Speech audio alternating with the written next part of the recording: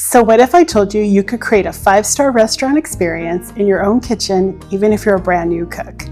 Today I'm going to walk you through how to make an Italian classic that you will be so proud to serve your family and friends. Beef Ragù is pure comfort with tender beef slow cooked in a rich tomato sauce and then tossed with a hearty pasta. The beauty of this dish is that it's not complicated, it just takes a little patience and a few core steps. One of the best tips before starting any kind of cooking is to ensure that all the ingredients are ready. This culinary French term is called mise en place, and its translation is everything in its place. Doing this ensures that the cooking goes smoothly, preventing scrambling stress or missing ingredients while cooking. The first ingredients to prepare is the classic Italian sofrito, which is simply finely diced onion, carrots, and celery. This base adds sweetness, depth, and savoriness to the ragu. Basically, it's one of a few very important elements that gives the ragu a mouth-watering flavor. Don't worry if your knife skills are not perfect. Just take your time and aim for even pieces. As you can see, even after years of cooking, I'm still working on my knife skills too. In addition to chopping the veggies, make sure to have all the other ingredients ready to go also. Chuck roast is a go-to favorite for ragu because it's affordable, easy to find, and has a great balance of meat to fat. And keep in mind, although it may not be the most health conscious, the fat marbling adds amazing flavor. Once the roast is patted dry with a paper towel and cut into large chunks, season generously with salt and pepper. When short on time, it can be very tempting to skip searing the beef.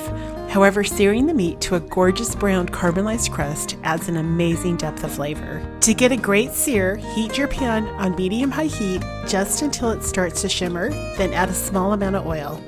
Working in batches, lay the beef in a single layer, making sure to not overcrowd the pan. Let each piece form a deep golden brown crust before turning. You'll know it's ready to turn when it naturally releases from the pan. If you try to lift it and it sticks, give it a little more time. Now that the beef is beautifully browned, you'll see all those flavorful bits on the bottom of the pan. This is called fond and it's culinary gold. Lower the heat to medium. Add the sofrito and cook it slowly, letting it sweat to release the sweetness without browning. Next, stir in the tomato paste and cook for about 2 to 3 minutes until it darkens and smells rich, and then add in the garlic and cook for about 30 seconds or just until fragrant. Pour in the red wine and simmer until it's reduced by at least half and no longer smells of alcohol. Add in the crushed tomatoes, then pour a little beef broth into the can, swirl it around or use a bowl scraper to catch any remaining tomato, and then add that to the pan as well. Once you stir the tomatoes in well, return the beef to the pot, arranging them as evenly spaced as possible, and then add in any juice that was released from the seared meat. Add in the herbs, Parmesan rind, and stir in just enough beef broth to just barely cover the meat.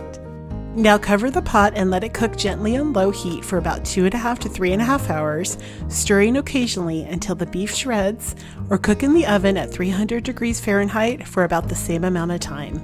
The culinary term for this slow cooking of meat in liquid is called braising, and it's the final trick to creating an amazing ragu. Braising helps to break down the tougher cuts of meat and infuse them with a deep, rich flavor. Once it's done, remove the herb stems, bay leaf, and Parmesan rind. You can either shred the beef directly in the pot using 2 forks or on a platter, whichever is easier for you. Stir the shredded beef back into the sauce and let it rest while cooking the pasta. Serve with your favorite hearty pasta and freshly grated Parmesan for an unforgettably delicious meal that's great for a weekend or a holiday event. Also, this recipe tastes even better the next day, making it perfect for leftovers or meal prep.